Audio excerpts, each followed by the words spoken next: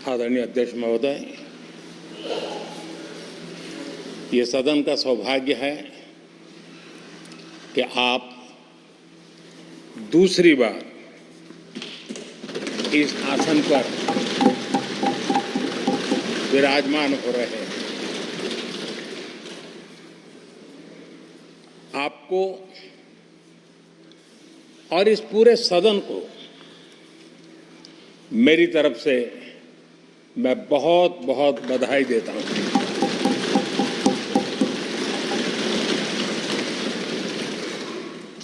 आदरणीय अध्यक्ष जी,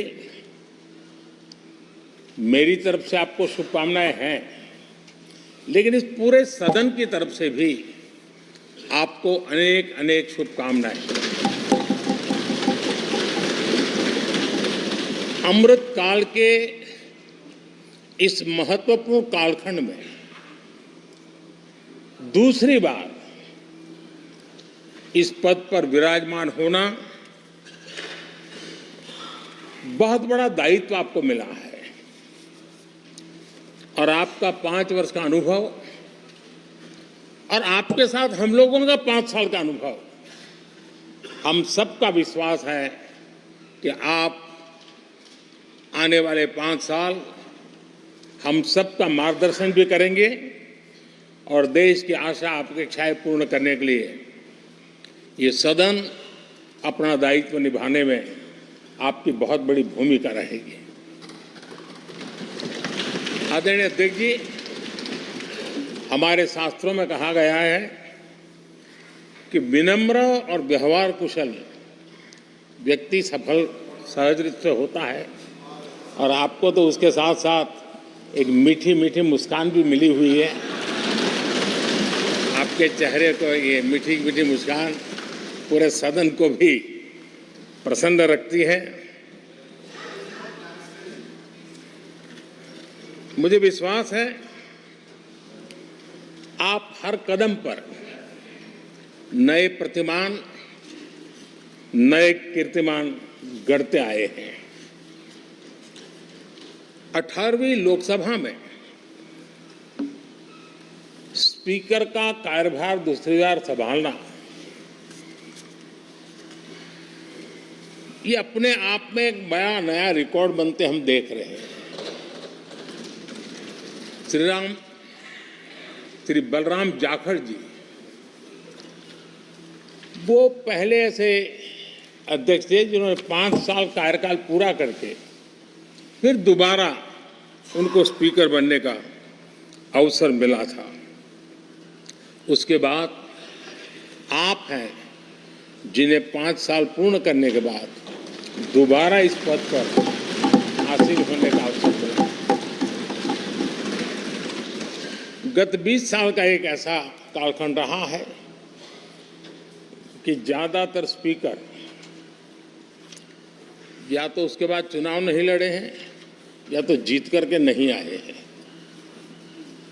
आप समझ सकते हैं कि स्पीकर का काम कितना कठिन है कि उसके लिए दोबारा जीतना मुश्किल हो जाता है, लेकिन आप जीत करके आए हैं, इसके लिए एक नया इतिहास आपने गढ़ा। आदरणीय अध्यक्ष जी, इस सदन में ज्यादातर हमारे सभी माननीय सांसद आपसे परिचित हैं, आपके जीवन से भी परिचित है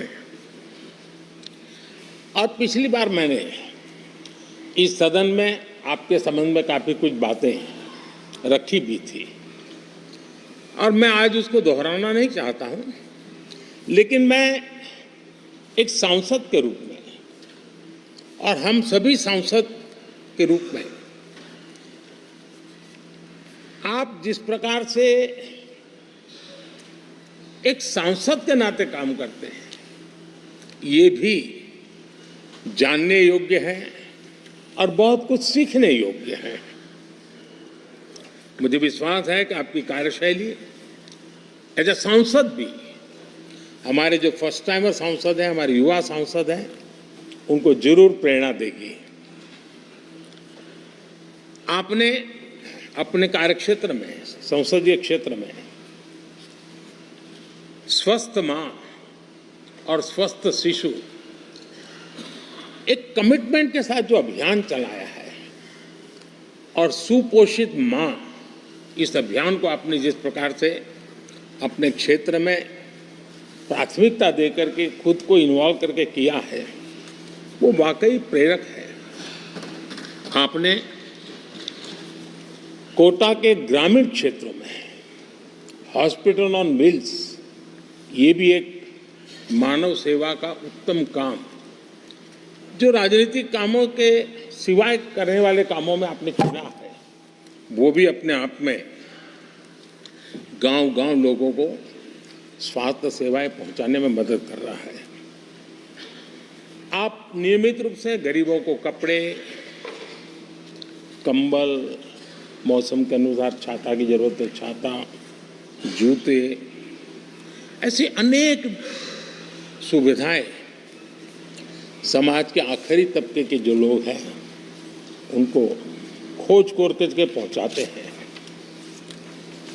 खेलों में प्रोत्साहन देना आपके क्षेत्र के युवकों में यह आपने एक प्राथमिकता के रूप से काम उठाया है। आपके पिछले कार्यकाल में 17वीं लोकसभा में मैं कहता हूं कि संसदीय इतिहास का वो स्वर्णिम कालखंड रहा है। आपकी अध्यक्षता में संसद में जो ऐतिहासिक निर्णय हुए हैं, आपकी अध्यक्षता में सदन के माध्यम से जो सुधार हुए हैं, ये अपने आप में एक सदन की भी और आपकी भी विरासत है। और भविष्य में 70वीं लोकसभा के संबंध में जब विश्लेषण होंगे उसके विषय में लिखा जाएगा तो भारत के भविष्य को नई दिशा देने में आपकी अध्यक्षता वाली 70वीं लोकसभा की बहुत बड़ी भूमिका रही है। आदरणीय अध्यक्ष जी, 17वीं लोकसभा में नारी शक्ति वंदन अधिनियम 2023, जम्मू कश्मीर पुनर्गठन विधेयक, भारतीय न्याय संहिता, भारतीय साक्ष्य बिल, भारतीय नागरिक सुरक्षा संहिता, सामाजिक सुरक्षा संहिता, digital personal data protection bill, मुस्लिम महिला विवाह अधिकार संरक्षण विधेयक, transgender persons protection of rights bill, consumer protection bill, direct tax विवाद से विश्वास विधेयक, सामाजिक, आर्थिक और राष्ट्रीय महत्व के ऐसे कितने ही महत्वपूर्ण ऐतिहासिक कानून 17वीं लोकसभा में आपकी अध्यक्षता के अंदर इस सदन ने पारित किए हैं और देश के लिए एक मजबूत नींव बनाई है। जो कार्य आजादी के 70 साल में नहीं हुए, आपकी अध्यक्षता में इस सदन ने इसको करके दिखाया। आदरणीय अध्यक्ष जी, लोकतंत्र की लंबी यात्रा में कई पड़ाव आते हैं। कुछ अवसर ऐसे होते हैं जब हमें कीर्तिमान स्थापित करने का सौभाग्य मिलता है। 17वीं लोकसभा में उपलब्धियां, मुझे पूरा विश्वास है देश आज भी और भविष्य में उसका गौरव करेगा। आज देश अपनी आकांक्षाओं की पूर्ति के लिए भारत को आधुनिक बनाने की दिशा में जब हर तरह से प्रयास हो रहे हैं, मैं मानता हूं कि ये नया संसद भवन भी अमृतकाल के भविष्य को लिखने का काम करेगा और वो भी आपकी अध्यक्षता। नए संसद भवन में हम सबका प्रवेश आपकी ही अध्यक्षता में हुआ और आपने संसदीय कार्यप्रणाली को प्रभावी और जिम्मेदार बनाने का कई महत्वपूर्ण फैसले लिए हैं और इसलिए लोकतंत्र को मजबूती देने में मदद मिली है। लोकसभा में हम पेपरलेस डिजिटल व्यवस्था से आज काम कर रहे हैं। पहली बार आपने सभी माननीय सांसदों को ब्रीफिंग के लिए एक व्यवस्था खड़ी की। इससे सभी माननीय सांसदों को भी आवश्यक रेफरेंस मटेरियल मिला। उसके कारण सदन की चर्चा अधिक पुष्ट हुई और ये आपका एक अच्छा इनिशिएटिव था जिसने सांसदों में भी विश्वास पैदा किया। हाँ, मैं भी कुछ कह सकता हूं, मैं भी अपने तर्क दे सकता हूं। तो एक आपने अच्छी व्यवस्था को विकसित किया है।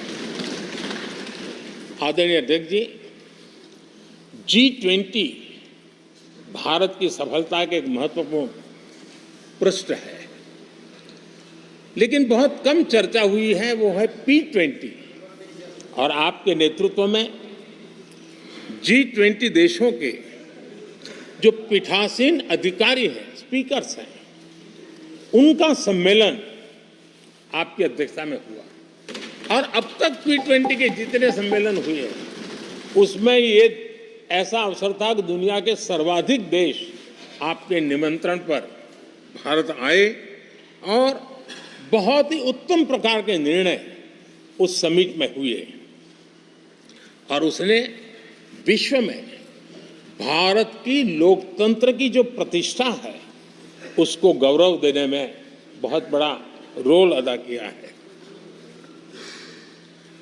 आदरणीय अध्यक्ष जी, ये हमारा भवन ये सिर्फ 4 दीवारें नहीं है। हमारा ये संसद 140 करोड़ देशवासियों की आशा का केंद्र है।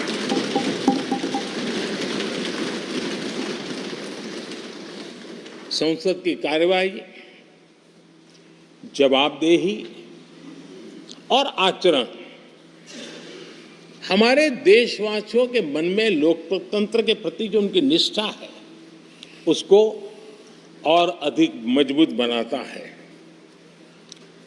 आपके मार्गदर्शन में 17वीं लोकसभा उसकी प्रोडक्टिविटी 25 साल के हाईएस्ट लेवल पर 97% रही और इसके लिए सब माननीय सदस्य तो अभिनंदन के अधिकारी हैं, लेकिन आप विशेष अभिनंदन के अधिकारी हैं। कोरोना जैसे मुश्किल कालखंड में आपने हर सांसद से व्यक्तिगत फोन पर बात करके उनका हाल पूछा।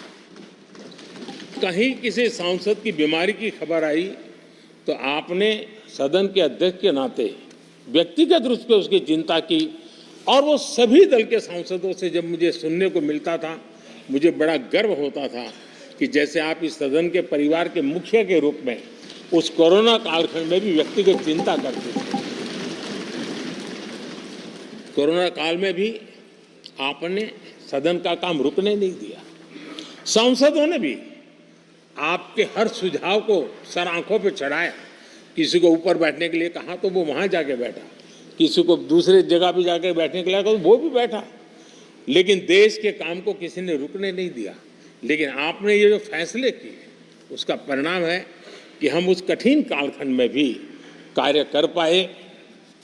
और एक खुशी की बात है कि कोरोना काल में सदन ने 170% प्रोडक्टिविटी, ये अपने आप में दुनिया के लिए एक बहुत बड़ी खबर है। आदरणीय अध्यक्ष जी, हम सब चाहते हैं कि सदन में आचरण, सदन के नियमों का पालन हम सब करें और आपने बड़े सटीक तरीके से, संतुलित तरीके और कभी कभी कठोरता के साथ भी फैसले लिए हैं। मैं जानता हूं कि ऐसे निर्णय आपको पीड़ा भी देते हैं, लेकिन सदन की गरिमा और व्यक्तिगत पीड़ा में आपने सदन की गरिमा को पसंद किया और सदन की परंपरा को बनाने का प्रयास किया। ये साहसपूर्ण काम के लिए भी आदरणीय अध्यक्ष जी, आप अभिनंदन के अधिकारी हैं। मुझे विश्वास है आदरणीय अध्यक्ष जी, आप तो सफल होने ही वाले हैं, लेकिन आपकी अध्यक्षता में यह 18वीं लोकसभा भी बहुत सफलतापूर्वक देश के नागरिकों के सपनों को पूर्ण करेगी। मैं फिर एक बार आपको इस महत्वपूर्ण दायित्व के लिए और देश को विकास की नई ऊंचाइयों पर ले जाने वाले इस सदन की अध्यक्षता के लिए हृदय से बहुत बहुत शुभकामनाएं देता हूं, बहुत बहुत बधाई देता हूं।